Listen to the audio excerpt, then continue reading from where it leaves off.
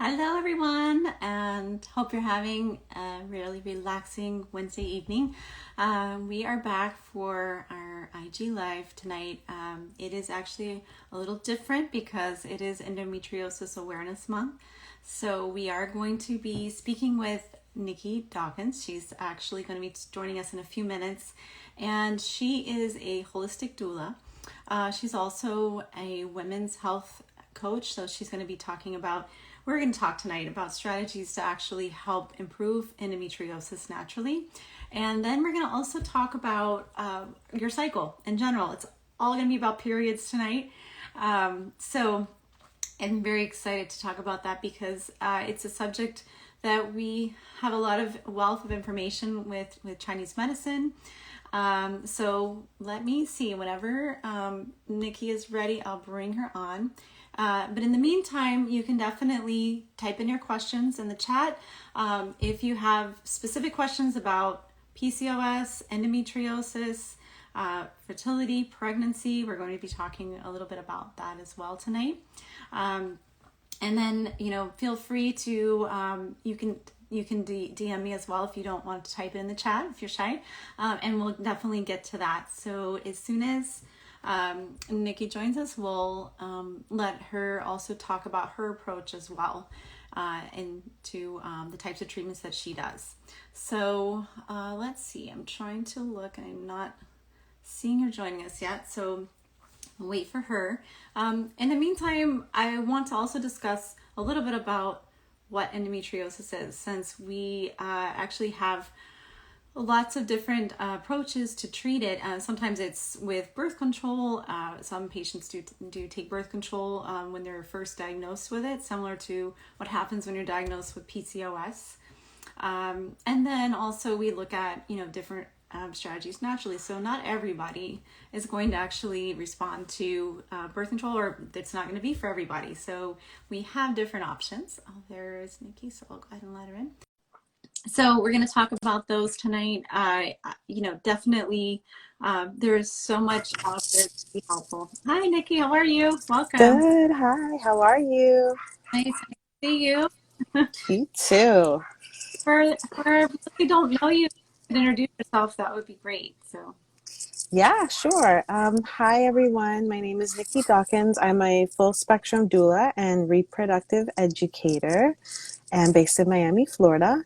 I cover everything from the menarche all the way to menopause, and I focus on pregnant and postpartum women for the most part. So fertility to postpartum is my main focus, and I'm excited to be here today. Very Thanks for cool. having me. Thank you. It's exciting. We first met actually not too long ago at PCOS.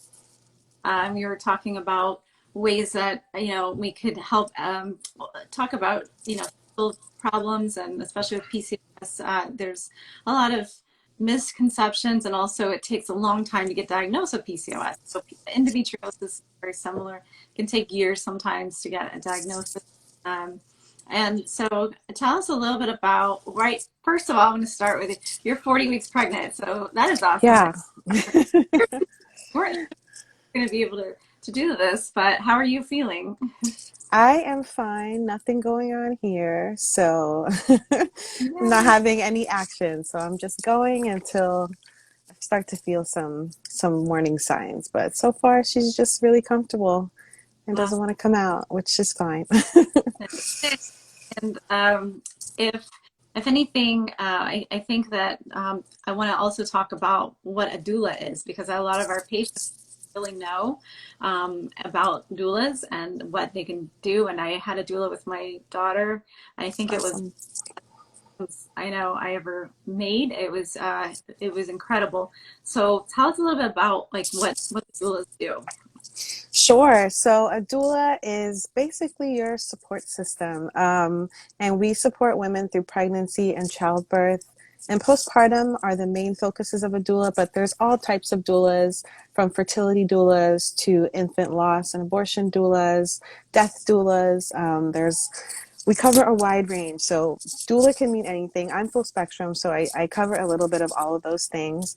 But a doula is basically there to advocate for you, support you, educate you through the process of making and having and caring for a baby. And one of the biggest roles of a doula is education, and also just being kind of your backbone and advocate as an outside person from your inner circle that can really speak on and speak for you if necessary while you're going through the process, and basically about anything. So it really just depends on what your needs are when you're looking for a doula, but there's a wide range of things that we can cover for you. And how is it been with the pandemic as far as in hospitals? Is allowed in hospitals right now, or what's the policy? Sometimes it varies. It changes often right now as well. Sometimes there's some hospitals that are allowing doulas back in. Some are still not. Sometimes it's based on the OB. Sometimes it's based on the head nurse who's on whenever you're in labor. I definitely was in a hospital and then asked to leave when a new nurse came on, which was, I thought, very strange because Oh, I was already there, so right. I didn't really understand that. Um, but yeah, with the hospitals, it's been definitely more difficult. It's a lot more virtual support than in-person support that's going on for us with hospital births. If you're birthing at home or birthing center, not too much has really changed. We're still allowed to go in there, but if you are looking to have a doula for a hospital birth, I definitely encourage you to find out with your hospital what the regulations are at this time and keep checking on it because it does change every week and varies by doctor. Right, and I think this month is actually the year. It marks a year from when actually things started to close down, and our patients were finding out. Some of them they were newly pregnant when all of this started happening, and it was hard to reach providers and that sort of thing. So, regardless of if you are scheduled for a C-section as well, I still think it's nice to have a doula as well. I mean, it's very Yes. true. And I think so. Our patients are told, they're wearing masks during stitching, which is Ooh. difficult. So in the hospitals in certain cases. So we just had a patient deliver a few months ago that were telling me about her experience. So I think, oh, hi, Elaine. How are you? Thank you for joining. Awesome. Yay. I'm keeping my fingers crossed for you, her transfer coming up.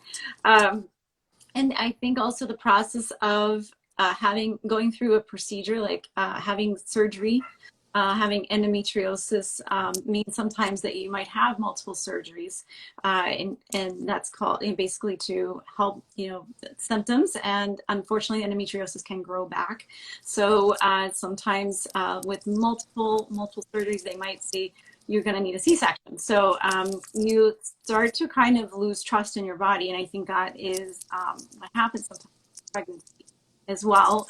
If you've definitely had lots of issues and you've been going through many treatments, such as maybe in vitro, or you've had his past history of fibroid removal, things like that. So tell us, how do you work through fear, like the fear of getting pregnant, of being pregnant and delivering? Because that I think is not talked about enough. No, you're absolutely right. I mean, fear is a huge part of, unfortunately, a huge part of our whole process. I think in general with women's and our bodies, we're kind of made to fear like everything that happens to us from the moment we get our period. It's like, oh my gosh, you're going to go through so much pain and it's going to be so terrible. And I think that that's something we really have to navigate a little bit better. There's a lot of positivity that comes in addition to that fear. And I think a little fear is good. It's good to be cautious and know things that can help you navigate better. That's the fear aspect. And I don't like to tell people to just ignore their fear. I think you have to really embrace the fear and then figure out how to manage it. And also, I think body literacy has a lot to do with the fear that we have. We're not really educated about our bodies enough until we're trying to conceive, or we already are pregnant, or we already having a problem. And I think we really need to stop doing that and kind of educate ourselves from a younger age on the things that can happen, the good and the bad, so that way we understand what they are and it's not this fearful process. For me, when I have my doula clients, I do a lot of mindfulness exercising, a lot of core breathing, and a lot of just teaching them the information so they're not so afraid of it if they hear it. So some of that is just, again, educating them on their bodies and what their bodies are capable of, things that their body is going to do that they can be aware of and how to manage that, and also things that their doctor, OB, midwife might say to them that can kind of trigger some fear as well. So they can be like, I know what that is. It's actually not so bad, or this is what I know I can do, or what my options are surrounding that fear.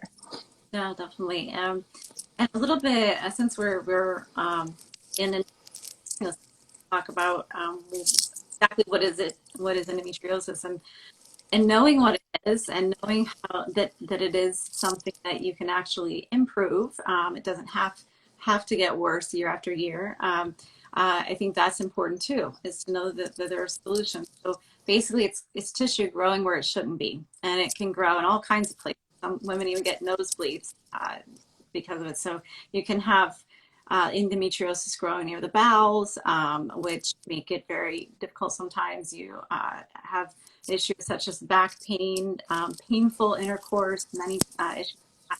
So when we look at ways to improve it, I kind of jotted down 5 tips because I know we're going to talk about the period, and we use that period as a report card as well. Not that you necessarily always have pain with endometriosis. Not everybody does, but with patients who are coming to us for that pain, we're seeing a lot of younger girls as well, which I'm very excited to actually that their parents are bringing them in, which is exciting to me, because I believe the younger you are when you address this, the easier it will become, and the faster we see it actually alleviate as far as cramping. So we actually had a patient who's 14, and last Wow. month it was not painful at all. She had no cramp. Awesome. Uh, so she only had 1.5 months of treatment with acupuncture, and I think that we gave her Chinese herbs also. She changed up her diet a little bit, took out the dairy, and this is her first period. And I said, "This is what a normal cycle is like." I mean, it really shouldn't, and it should look the color. It should be like more of a like a bright red flow, like when you cut yourself, that sort of color, not too dark, brown, all those different colors. So just looking at your cycle as a report card is really helpful. And also, I know that you talk about well, your clients probably like to wear pads instead of tampons, and that's helpful too. So I think it's a great thing to, just like little improvements, we can see those pretty early on if you address it. Obviously, if it's stage 3, stage 4, we've got, a lot of pain.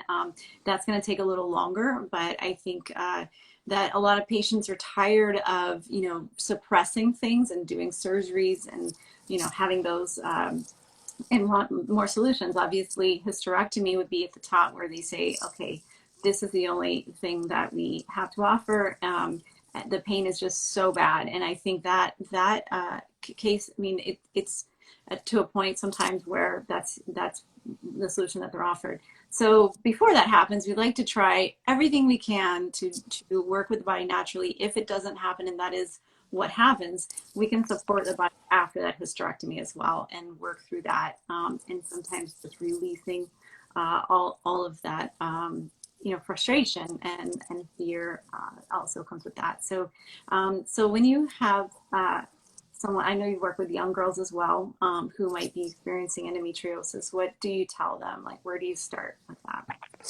Oh my gosh. The thing whenever they're young, kind of like when you're first getting your period, it's not always going to be what we call normal right away because your body's adjusting to this new hormone level that you're receiving and all the stuff going on. So in the beginning when girls first get their period, it does tend to be irregular and kind of sporadic because your body's figuring it out. But once it stabilizes, I think it's really important for the girls to pay attention to, like you said, the report card. How long is it? What color is the blood? What are the symptoms that you're experiencing before, during, and after? And kind of doing that for a few months at first to kind of figure out what is normal for you. Because I feel like we use that word a lot, like Mm-hmm. normal, and everyone is so different. And Yeah. I'm sure, as you know, as an acupuncturist, there's so many things that can affect your period, which is why it's a report card. Your emotions, your stress level, what you are eating. Again, what you are eating, like very, very important. So I always encourage them to start tracking from an early age and get used to the habit of tracking your period and knowing what's normal for you. Because then that way, when you do go to your gynecologist or your period professional or whatever you choose to go to, you can kind of give them a guide of, hey, this is what's been happening with me. This is what I feel is normal to me. And then that way, when something is off for you, you can bring it up in a way that they can understand and they don't put you into this like bucket. of, oh, you have these symptoms, this is it, here's a birth control pill, boom. Because I know when we had our advocacy call, I think both of us made the same face when he started talking about birth control. I was like, I don't really agree with you, but didn't want to bring everybody down. But I was so glad when you spoke up and you kind of brought up the natural options, because I agree with you.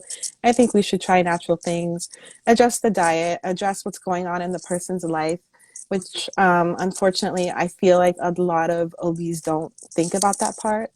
They don't really ask, like, hey, what's going on in your home, or what's going on with school, or is there things that you're doing right now, playing sports, anything that's putting extra pressure or stress on your body that might be affecting your period in this way. Because like you said, diagnosing things like endometriosis can take years. I think Mhm. the average is like 9 years sometimes that people go before they get Long. like a real, yeah, Yeah. like a real diagnosis. And then even to properly diagnose it is an invasive process, which a lot of people also don't know.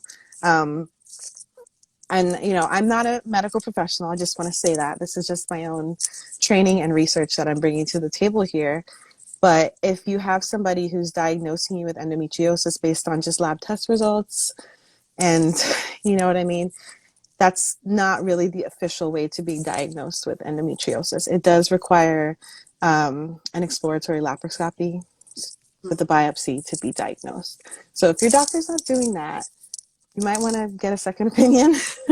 I think because it might be something else that, like you said, can be addressed with natural options, acupuncture, better dieting, and things like that. So that's kind of the way that I like to navigate them. And I try and educate people in that way as well, because we kind of get, like you said, with the fear that we don't want to challenge anyone. We don't want to challenge our doctor. We don't want to go get that second opinion because we kind of feel like, well, they should know better. They know about my body better than me, which is so not true. Definitely. Yeah. And I know that endometriosis had something about a new saliva test coming out. They're trying to get that out for diagnosis, but things take long to change. Yeah. Uh, I think checking your hormones are really important as well, and eliminating things that are going to actually cause you more issues as far as dioxins, or cooking things in plastics, drinking water bottles that are Yeah. plastic. So we try to, instruct our patients, try to get some glass containers to heat your food up. And, it's interesting is, I had a patient where we're like, what's going on with, we knew something was happening, but we weren't sure where it was coming from. She was wearing plastic flip-flops in the summertime outside in Florida, which, interestingly, your feet can absorb a whole lot of toxins, just the plastic from those sandals. We're like, nope, change those out. So Wow. because she would stand outside or go to the beach in those shoes every day, being outside in the heat, and as you know, like 100 degrees in Florida, not good. So sometimes it's trying to also clean out your makeup and seeing if you could try to switch it out for non-toxic products. Hair products also are a number one big thing, as well, to look for. And I think, there are many, many studies that have come out about how even hair products and chemicals can affect fertility as well. So we got to be, simplifying things a little bit in our routine, and kind of have the rule, like, don't put anything on your skin that you wouldn't want to eat. Like, maybe it's coconut oil that you moisturize with, if you are sensitive to chemicals, or you're trying to get pregnant, if you have endometriosis. So just kind of think along the lines. Maybe it's not, a ton of perfume and chemicals and that sort of thing. So definitely with endometriosis, pay attention to what things you can change. It's basically what you're putting in your body, and think about your skin as a big mouth. It's like a big organ, right? So the things that you put on your skin are going to leach right in, and definitely during pregnancy as well. Be careful. We do some skin treatments in my office called microneedling, and literally when you do the microneedling, we're using vegan stem cells, we're using things that are natural, but it can definitely absorb much faster whatever you're putting on your skin at that point. Of So course. be careful with that. And I think, in general, pay attention to what you're eating. Like you're saying, like, cut out caffeine.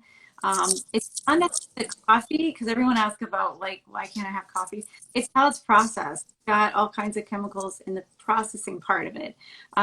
So we try to switch over to like a green tea or something that's a little bit, has like a little less caffeine in it as well, and is less processed. So, do you have any alternatives to coffee that you recommend to your clients? Or Yeah, I mean, yeah, coffee can be really bad, and I agree with you. It's kind of all about where you're sourcing it from. Unfortunately, like things here are very, like you said, processed or tainted with a lot of other things. I think tea is a great alternative to get the caffeine if you're looking for it. If you're into the coffee flavor, which I know is a big thing for a lot of people, it's just kind of like a placebo.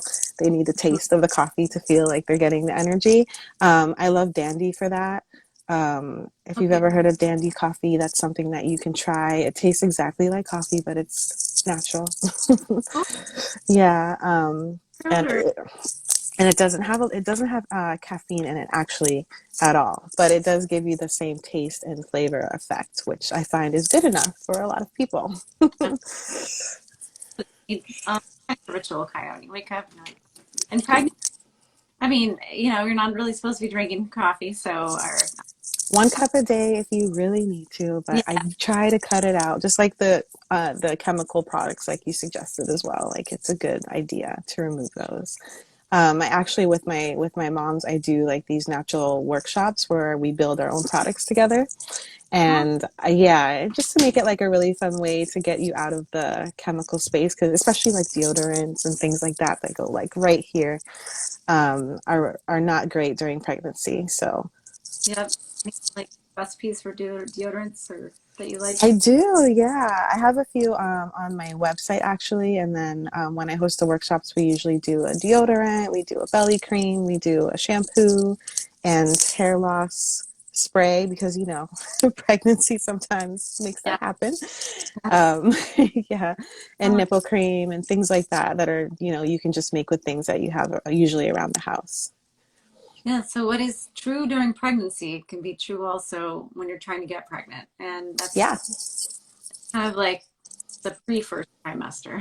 that's correct. Yeah, you're Find right. and another big thing is elimination. So like with endometriosis, you have to think about the liver and it detoxifies everything that you're putting in your body. So trying to also have healthy elimination is super important. So we always ask, okay, how much are you sleeping and how much do you go to the bathroom? Is it every day? So it should be at least once a day. If you are on a prenatal vitamin that has iron in it, it could cause some like progesterone slows everything down when you get pregnant. Everything kind of takes a little longer. So some people have an issue with that, but definitely when we're using different types of supplements and that sort of thing, we try to like do whatever we can to at least make sure that you have at least one bowel movement a day. So that's important for proper detoxification and also in general for your digestion. So, we recommend probiotics usually as well. But nothing beats a diet that's full of fiber. So I That's don't know why right. you love diet because it has so much fruits and veggies. And the more you bulk up on those veggies, it tends to actually help. A lot of people are like amazed, like, oh my God, I can go to the bathroom. It's not a big deal. It's like, yeah, definitely that's important. So have any little tricks or tips for that for also when you're pregnant? Yeah, I agree with what you said. The fiber, get the fiber in. And I know there's a lot of fruits and vegetables high in fiber. I think also, even though it's really hard, avoiding like the extra fructose. Unfortunately, a lot of fruits are really high in that, especially the ones that I love, like grapes and apples and stuff. Mhm. So, doing the more water-based things, cantaloupe, watermelon, are a little bit better. And also, it's just water.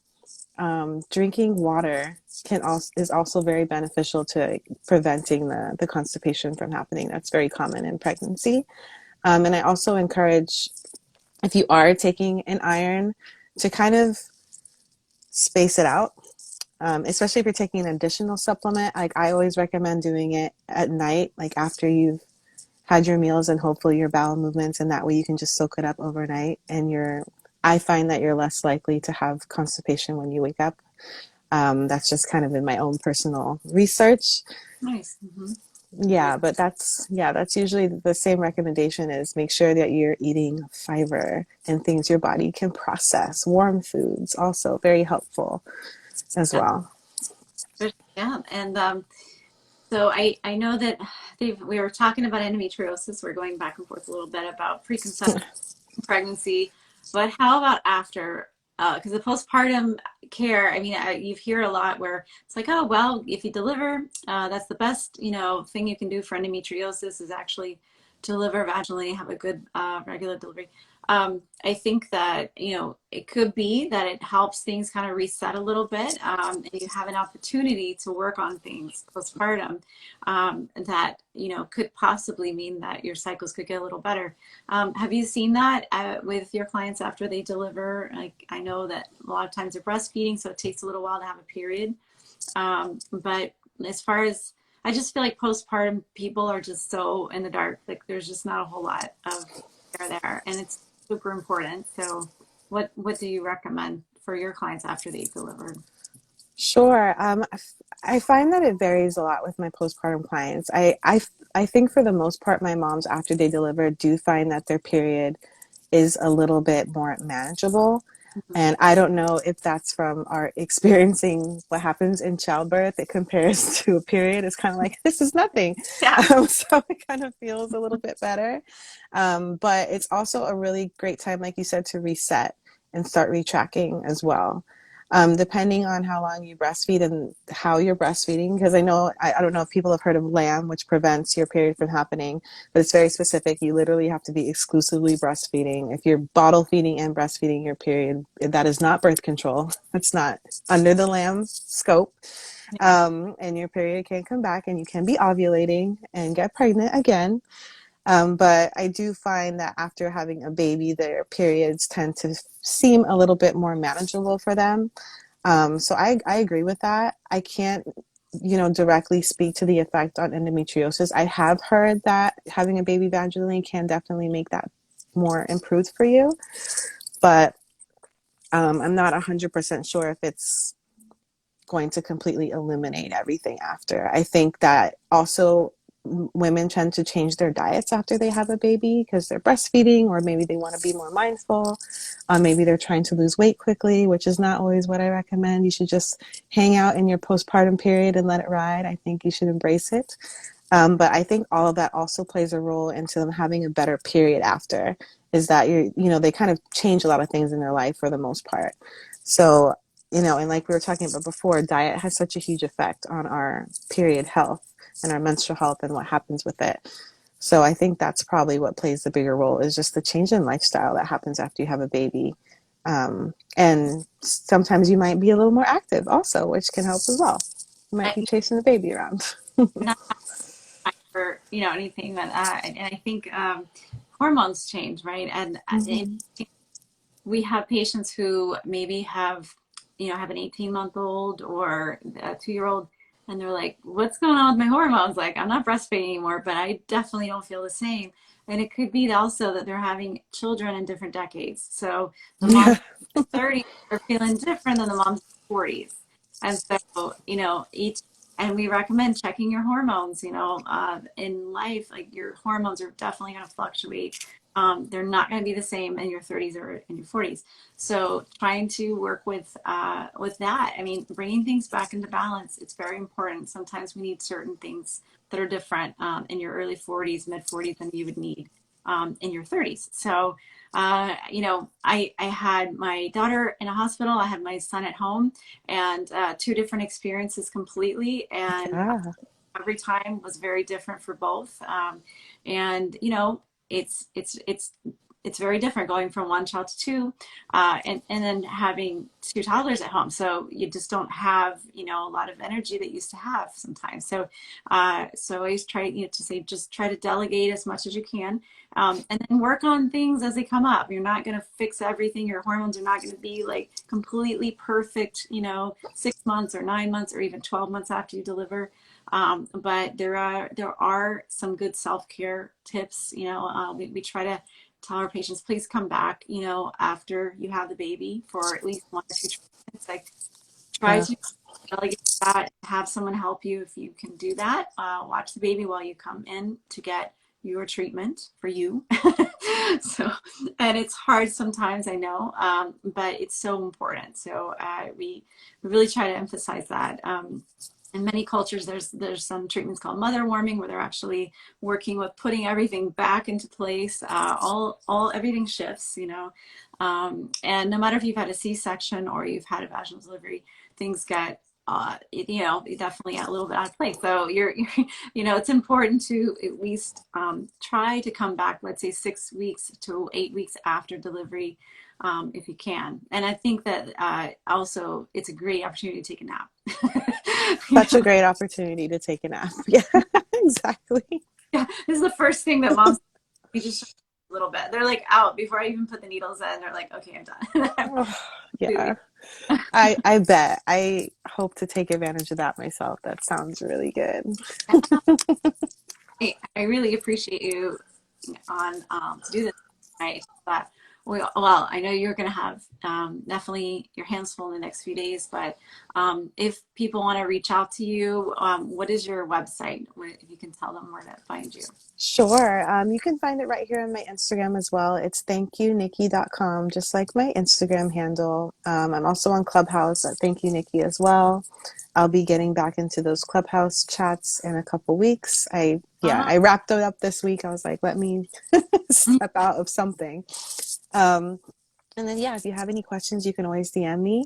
My email's also in my Instagram bio as well. It's nikki@workitmoms.com. But yeah, I'm here for anyone who has any questions about anything. And I'm so glad that we met. This is really great. And I was just talking to a mom about acupuncture today. So no, hopefully she tuned in. I told her to tune in, but and it'll be on our Instagram. So, and I think that we will do another one of these postpartum or many, you know, months and months to come as we talk about PCOS Awareness Month is actually September, I believe. So, but definitely keep us posted. Good luck and congratulations. And it was really wonderful having this discussion. And if any of you guys have any questions, feel free to message me or Nikki. You can DM us, and good luck with the rest of your journey. And thank you guys all for tuning in tonight. So have a great night, everybody, and we'll see you guys soon. I will be back with our fertility Q&A next week, I believe. A couple of them coming up. And I will talk to you guys all then. And in the meantime, you can definitely also find us in Clubhouse. I just joined, so trying to actually start that with your fertility questions as well. So, bye, everybody. amazing. Bye. Thank you. Thank you.